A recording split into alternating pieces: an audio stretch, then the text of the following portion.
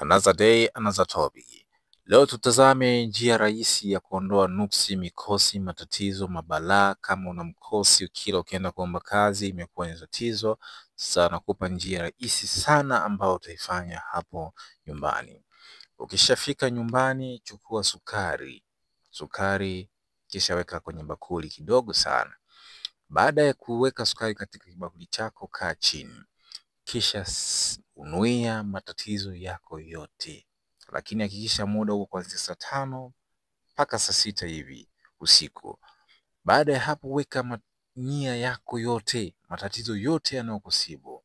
Kisha baada ya hapo, mwaga sukari sehemu ambapo unajua kabisa sisimizi ama siafu watakuja kuchukua ile sukari.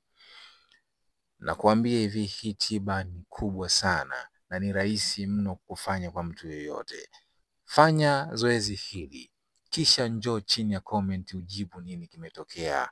Sikuambii hivi kwa kubahatisha, kuna watu ambao niwapa tiba hii na wamepata matokeo. Kama umependezwa na topic hii, follow for more